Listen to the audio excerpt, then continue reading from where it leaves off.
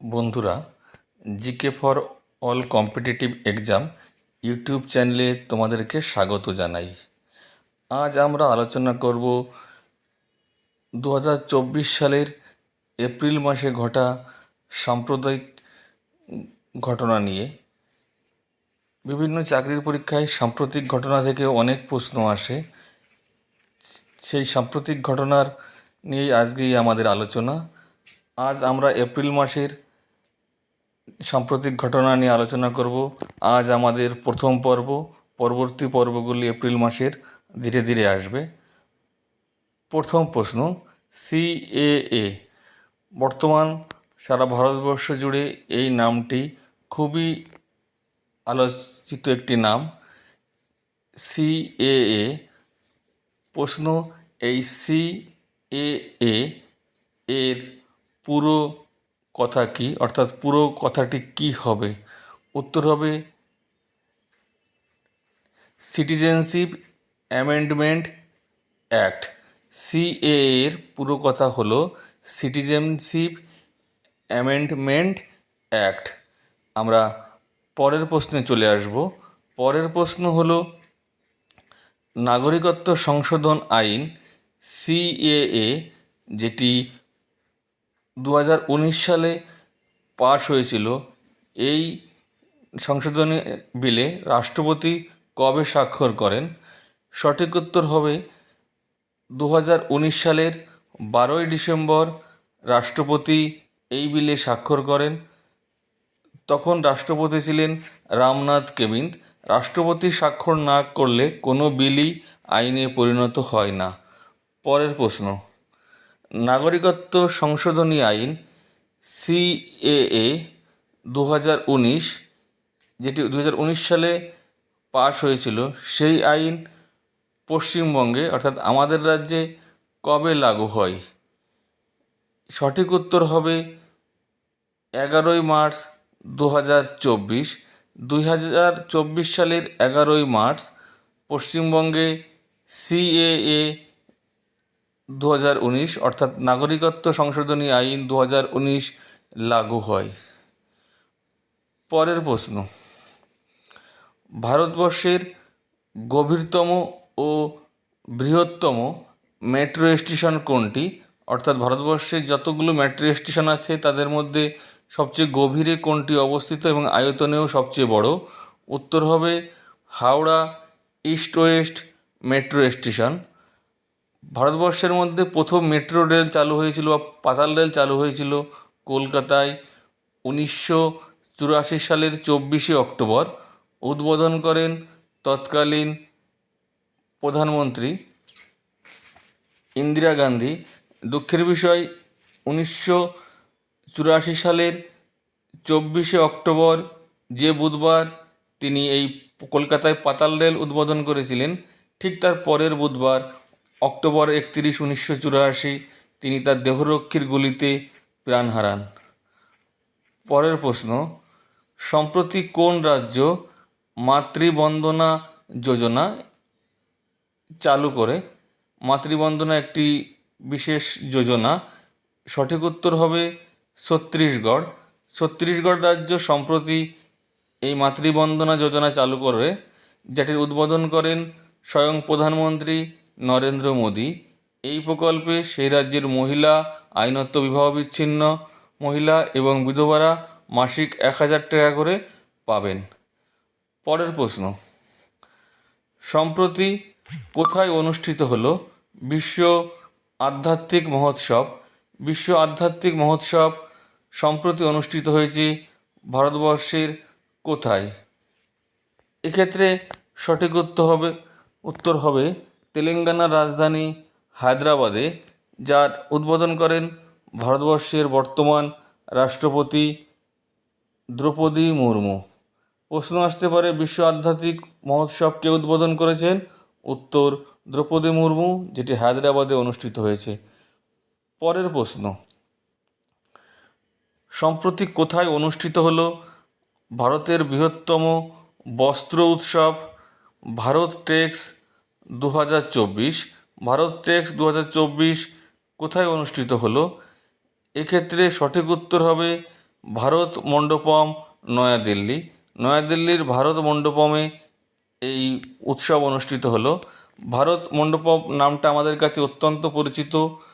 2023 সালের G20 বৈঠক এই ভারত মণ্ডপমে অনুষ্ঠিত হয়েছিল। সেখানেই 2024 সালে অনুষ্ঠিত হলো ভারতের বৃহত্তম বস্ত্র উৎসব ভারত টেক্স 2024।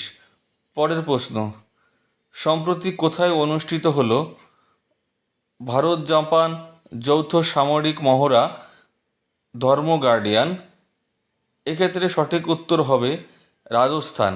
রাজস্থানে অনুষ্ঠিত হলো ভারত ও জাপানের যৌথ সামরিক মহড়া ধর্ম গার্ডিয়ান। রাজস্থান হচ্ছে ভারতবর্ষের আয়তনে বৃহত্তম রাজ্য এবং ভারতবর্ষের একমাত্র মরুভূমি থর এই রাজ্যেই অবস্থিত। পরের প্রশ্ন, সম্প্রতি কোথায় অনুষ্ঠিত হলো ভারত, মালদ্বীপ, শ্রীলঙ্কার সেনাবাহিনীর যৌথ সামরিক মহড়া দোস্তি 16? এই প্রশ্নের সঠিক উত্তর হবে মালে। মালদ্বীপের রাজধানী মালে। আমরা সকলেই জানি ভারতবর্ষের ক্ষুদ্রতম প্রতিবেশী দেশ মালদ্বীপ। এই মালদ্বীপের রাজধানী মালেতেই অনুষ্ঠিত হয়েছে সামরিক মহড়া দোস্তি 16 বা 16। পরের প্রশ্ন, সম্প্রতি কোথায় অনুষ্ঠিত হলো ভারত ও মার্কিন নৌবাহিনীর যৌথ সামরিক মহড়া সি ডিফেন্ডার? এই প্রশ্নের সঠিক উত্তর হবে পোর্ট ব্লেয়ার। পোর্ট ব্লেয়ার হচ্ছে আন্দামান ও নিকোবর দ্বীপপুঞ্জের রাজধানী পোর্ট ব্লেয়ার এবং আন্দামানের সর্বোচ্চ শৃঙ্গ স্যাডেল পিক। এবং দ্বিতীয় বিশ্বযুদ্ধের সময় যখন আন্দামান ও নিকোবরকে জাপান ভারতের নেতাজির হাতে তুলে দেয়, তখন নেতাজি এই আন্দামান ও নিকোবরের নাম রাখেন শহীদ ও স্বরাজ দ্বীপ। সেই আন্দামানের রাজধানী পোর্ট ব্লেয়ারেই অনুষ্ঠিত হলো সি ডিফেন্ডার নৌমহড়া। পরের প্রশ্ন, Neeraj Chopra the man who made history বইটির লেখক কে? এই প্রশ্নের সঠিক উত্তর হবে নরিস প্রীতম, যিনি Neeraj Chopra the man who made history বইটি লেখক। নীরজ চোপড়া একজন বিখ্যাত ভারতীয় ক্রীড়া ব্যক্তিত্ব। অভিনব বিন্দ্রার পর তিনি দ্বিতীয় ভারতীয় হিসাবে অলিম্পিক গেমসে ব্যক্তিগত সোনা জিতেছেন। এখনও পর্যন্ত মাত্র 2জন ব্যক্তিগত সোনা জিতেছেন অলিম্পিকে। একজন অভিনব বিন্দ্রা 2008, দ্বিতীয়জন নীরজ চোপড়া 2020 টোকিও অলিম্পিকে। পরের প্রশ্ন, Israel war diary. Israel war diary এই বইটির লেখককে? সম্প্রতি হয়ে যাওয়া ইসরায়েল ও প্যালেস্টাইন যুদ্ধের ঘটনা নিয়ে লেখা এই বইটি দ্য ইসরায়েল ওয়ার ডায়েরি। এই বইটির লেখকে কে বা কার লেখা? এক্ষেত্রে সঠিক উত্তর হবে বিশাল পাণ্ডে। বিশাল পাণ্ডে এই ইসরায়েল ওয়ার ডায়েরি বইটির লেখক। পরের প্রশ্ন, ইন্টারন্যাশনাল উইমেন্স ডে অর্থাৎ বিশ্ব নারী দিবস কবে পালিত হয়? এই প্রশ্নের সঠিক উত্তর হবে 8ই মার্চ।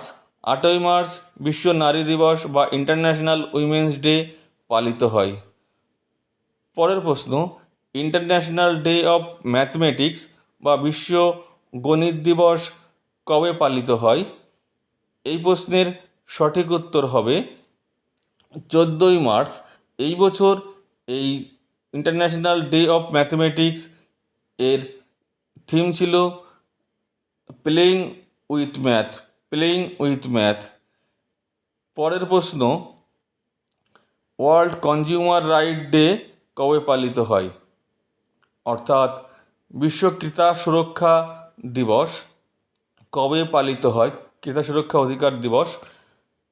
এই প্রশ্নের সঠিক উত্তর হবে 15ই মার্চ। 15ই মার্চ পালিত হয়, এখানে ওয়ার্ড আছে, হবে ওয়ার্ল্ড কনজিউমার রাইট ডে। এই বছর এই দিনটির থিম ছিল fair and responsible for all consumer. আমরা পরের প্রশ্নে আসছি, ওয়াটার ডে, এটা ওয়ার্ল্ড ওয়াটার ডে হবে বা বিশ্ব জল দিবস। বিশ্ব জল দিবস বা ওয়ার্ল্ড ওয়াটার ডে কবে পালিত হয়? এর সঠিক উত্তর হবে 22শে মার্চ। 22শে মার্চ ওয়ার্ল্ড ওয়াটার ডে বা বিশ্ব জল দিবস হিসাবে পালিত হয়। পরের প্রশ্ন, এই বছরের মিস, পরের প্রশ্নটা আগে চলে এসছে। এবছরের মিস ওয়ার্ল্ড রানার্স আপ কে হয়েছে? সঠিক উত্তর হবে লেবাননের ইয়াসমিনা জয়তুন। লেবাননের ইয়াসমিনা জয়তুন এবছরের মিস ওয়ার্ল্ড প্রতিযোগিতার ফার্স্ট রানার্স আপ হয়েছেন। পরের প্রশ্ন, এবং এই বছরের মিস ওয়ার্ল্ড যিনি হয়েছেন তিনি হলেন ক্রিস্টিনা পিৎজোকোভা, যিনি চেক প্রজাতন্ত্রের নাগরিক। প্রথম ভারতীয় হিসাবে মিস ওয়ার্ল্ড হয়েছিলেন রীতা ফারিয়া 1966 সালে। আমরা পরের প্রশ্নে আসছি। এবছরের মিস ওয়ার্ল্ড প্রতিযোগিতায় ভারতের হয়ে কে প্রতিনিধিত্ব করেছিলেন? মিস ওয়ার্ল্ড প্রতিযোগিতায় বিশ্বের বিভিন্ন দেশ থেকে প্রতিনিধিত্ব করেন। প্রশ্ন, ভারতের হয়ে এবছর মিস ওয়ার্ল্ড প্রতিযোগিতায় কে প্রতিনিধিত্ব করেছিলেন? সঠিক উত্তর হবে শিনি শেট্টি। শিনি শেট্টি এই বছর মিস ওয়ার্ল্ডে প্রতিযোগিতায় ভারতের প্রতিনিধি ছিলেন।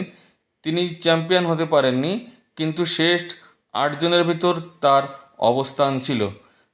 আমরা আগেই শুনেছি ভারতবর্ষের হয়ে প্রথম মিস ওয়ার্ল্ড জেতেন রীতা ফারিয়া, যিনি 1966 সালে এই পুরস্কার জেতেন। এরপর অনেকেই জিতেছেন, তাদের মধ্যে অন্যতম হল ঐশ্বরিয়া রাই। ঐশ্বরিয়া রাই 1994 সালে মিস ওয়ার্ল্ড শিরোপা জেতে এবং সেই বছরই মিস ইউনিভার্স হন, মানে 1994 সালে বিখ্যাত অভিনেত্রী সুস্মিতা সেন। পরের প্রশ্ন, এবছরের মিস ওয়ার্ল্ড প্রতিযোগিতা কোথায় অনুষ্ঠিত হয়েছিল? মানে এই মিস ওয়ার্ল্ড প্রতিযোগিতাটা কোন জায়গায় হয়েছিল? এ প্রশ্নের সঠিক উত্তর হবে মুম্বাইয়ের জিও ওয়ার্ল্ড কনভেনশন সেন্টারে। মুম্বাইয়ের জিও ওয়ার্ল্ড কনভেনশন সেন্টারে অনুষ্ঠিত হয়েছিল এবছরের মিস ওয়ার্ল্ড প্রতিযোগিতা। আমরা পরের প্রশ্নে চলে আসছি। পরের প্রশ্ন হলো 2023 সালের সরস্বতী সম্মান কে পেয়েছেন? সরস্বতী সম্মান হলো ভারতবর্ষের সংবিধান স্বীকৃত 22টি ভাষার মধ্যে যে কোনো একটি ভাষায় লেখা সাহিত্যের জন্য দেওয়া হয়। এই প্রশ্নের সঠিক উত্তর হবে বিখ্যাত মালায়ালাম কবি, সাহিত্যিক, সাংবাদিক প্রভা বার্মা এবছরের সরস্বতী সম্মান পেয়েছেন তার রুদ্র সত্যিকাম কাব্যগ্রন্থের জন্য। এবছরে সরস্বতী সম্মান পেয়েছেন মালায়ালাম কবি প্রভা বার্মা। আমরা পরের প্রশ্নে চলে আসছি। পরের প্রশ্ন হলো 96তম একাডেমিক অ্যাওয়ার্ডস পুরস্কার, যাকে আমরা অস্কার পুরস্কার হিসাবে জানি, সেই অস্কার প্রদানকারী অনুষ্ঠান কবে কোথায় হয়েছিল? অস্কার হচ্ছে বিশ্বের মধ্যে চলচ্চিত্রের সর্বশ্রেষ্ঠ সম্মান। 96তম যেটা এই বছরই হয়েছিল, সেটা কোথায় হয়েছিল? সঠিক উত্তর হবে 10ই মার্চ 2024 আমেরিকার লস অ্যাঞ্জেলেসের ডলবি থিয়েটারে অনুষ্ঠিত হয়েছিল এবছরের অস্কার অর্থাৎ একাডেমিক অ্যাওয়ার্ডস প্রদান অনুষ্ঠান, যেটি একাডেমিক অ্যাওয়ার্ডস হলো বিশ্বের চলচ্চিত্রের সর্বশ্রেষ্ঠ সম্মান। আমরা পরের প্রশ্নে আসছি। এবছরের অস্কার পুরস্কারে শ্রেষ্ঠ চলচ্চিত্র নির্বাচিত হয়েছেন কোনটি? অর্থাৎ শ্রেষ্ঠ চলচ্চিত্র হিসাবে এবছর অস্কার পুরস্কার জিতেছে কোন সিনেমা? এই প্রশ্নের সঠিক উত্তর হবে ওপেনহেইমার। ওপেনহেইমার সিনেমাটি এবছরের অস্কার পুরস্কারের শ্রেষ্ঠ চলচ্চিত্র নির্বাচিত হয়েছে। পরের প্রশ্ন, এবছরের অস্কার পুরস্কারে শ্রেষ্ঠ পরিচালক অর্থাৎ কার পরিচালিত সিনেমা এবছর শ্রেষ্ঠ বিভাগে অস্কার পেয়েছেন? উত্তর হবে ক্রিস্টোফার নোলান। ক্রিস্টোফার নোলান, যিনি ওপেনহাইমার সিনেমাটি পরিচালনা করেছিলেন, তার এই সিনেমাও অস্কার পেয়েছে সর্বশ্রেষ্ঠ চলচ্চিত্র বিভাগে। আমরা পরের প্রশ্নে চলে আসছি। পরের প্রশ্ন, এবছরের শ্রেষ্ঠ অভিনেতা বিভাগে অস্কার পুরস্কার অর্থাৎ একাডেমিক অ্যাওয়ার্ডস কোন অভিনেতা পেয়েছেন? মানে কোন অভিনেতা এবছর শ্রেষ্ঠ অভিনেতা নির্বাচিত হয়েছেন অস্কার পুরস্কারের জন্য? সঠিক উত্তর হবে সিলিয়ান মার্ফি। সিলিয়ন মার্ফি, যিনি ওপেনহাইমার সিনেমায় অভিনয় করেছে। এই সিলিয়ন মার্ফি এবছর শ্রেষ্ঠ অভিনেতা বিভাগে অস্কার পুরস্কার জিতেছেন। আমরা পরের প্রশ্নে চলে আসছি। এবছরের শ্রেষ্ঠ অভিনেত্রী বিভাগে অস্কার পুরস্কার কে জিতেছেন, অর্থাৎ শ্রেষ্ঠ অভিনেত্রী হিসাবে কে এই বছর অস্কার পুরস্কার পেয়েছেন? এই প্রশ্নর সঠিক উত্তর হবে এমা স্টোন। বিখ্যাত অভিনেত্রী এমা স্টোন, যিনি পোর থিং চলচ্চিত্রে অভিনয়ের জন্য এবছরের শ্রেষ্ঠ অভিনেত্রীর অস্কার সম্মান পেয়েছেন। আমরা পরের প্রশ্নে চলে আসছি। পরের প্রশ্ন হলো, এবছরের অস্কার পুরস্কার অনুষ্ঠানের উপস্থাপক অর্থাৎ সঞ্চালনা কে করেছিলেন একাডেমি অ্যাওয়ার্ডস অনুষ্ঠানের? এ প্রশ্নে সঠিক উত্তর হবে জিমি কিম্বেল। জিমি কিম্বেল এবছর অস্কার অর্থাৎ একাডেমিক অ্যাওয়ার্ডস অনুষ্ঠানের উপস্থাপনা অর্থাৎ সঞ্চালনা করেছিলেন। আমরা পরের প্রশ্নে চলে আসছি। এই বছর অস্কার পুরস্কারের জন্য বা 96তম অস্কার পুরস্কারের জন্য সবচেয়ে বেশি মনোনয়ন পেয়েছিল কোন সিনেমা? এই প্রশ্নের সঠিক উত্তর হবে ওপেনহাইমার। ওপেনহাইমার সিনেমাটি অস্কার বিভাগে সবচেয়ে বেশি মনোনয়ন পেয়েছিলেন। সেই সিনেমাটি মোট 13টি বিভাগে মনোনয়ন পেয়েছিলেন। পরের প্রশ্ন, এবছরের সবচেয়ে বেশি বিভাগে অস্কার পুরস্কার জিতেছে কোন সিনেমা, অর্থাৎ অস্কারে মঞ্চে সবচেয়ে বেশি পুরস্কার জিতেছে কোন সিনেমা? এই প্রশ্নের সঠিক উত্তর হবে ওপেনহাইমার। ওপেনহাইমার মোট 7টি বিভাগে অস্কার পুরস্কার পেয়েছেন, 7টি বিভাগে মোট। আমরা পরের প্রশ্নে চলে আসছি। পরের প্রশ্ন, 2024 সালের পিভি নরসিংহ রাও মেমোরিয়াল অ্যাওয়ার্ডস কোন পেয়েছেন, কোন বিখ্যাত ব্যক্তি? পিভি নরসিংহ রাও ভারতবর্ষের প্রাক্তন প্রধানমন্ত্রী ছিলেন, তার নামে এই পুরস্কার। সঠিক উত্তর হবে রতন টাটা। রতন টাটা 2024 সালের পিভি নরসিংহ রাও মেমোরিয়াল অ্যাওয়ার্ড পেয়েছেন। পিভি নরসিংহ রাও, যার পুরো নাম পামুলাপতি ভেঙ্কট নরসিংহ রাও, যিনি 1991 সাল থেকে 1996 সাল পর্যন্ত ভারতবর্ষের প্রধানমন্ত্রী ছিলেন। তিনি ছিলেন অন্ধ্রপ্রদেশের নাগরিক এবং তার সময়ই ভারতবর্ষের অর্থনীতির উদারীকরণ হয়। যখন মনমোহন সিং ছিলেন, তার রিজার্ভ ব্যাংকের গভর্নর ছিলেন। পরের প্রশ্ন, গত 28 ফেব্রুয়ারি লোকপালের চেয়ারম্যান কে নিযুক্ত হয়েছেন? এই প্রশ্নের সঠিক উত্তর হবে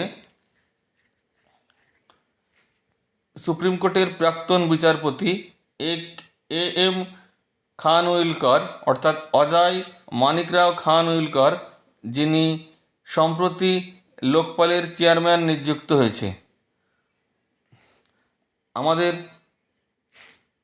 সাম্প্রতিক ঘটনার প্রথম পর্ব এপ্রিল মাসের এখানেই শেষ। আমরা দ্বিতীয় পর্ব নিয়ে আরও কারেন্ট অ্যাফেয়ার্স নিয়ে খুব তাড়াতাড়ি তোমাদের সামনে চলে আসব। আমাদের ক্লাস কেমন লাগছে অবশ্যই জানাবে, আর ক্লাস ভালো লাগলে অবশ্যই চ্যানেলটি সাবস্ক্রাইব করবে। আমরা খুব তাড়াতাড়ি কারেন্ট অ্যাফেয়ার্সের দ্বিতীয় পর্ব এপ্রিল মাসের নিয়ে হাজির হচ্ছি। ততক্ষণ সবাই ভালো থেকো। ধন্যবাদ সকলকে।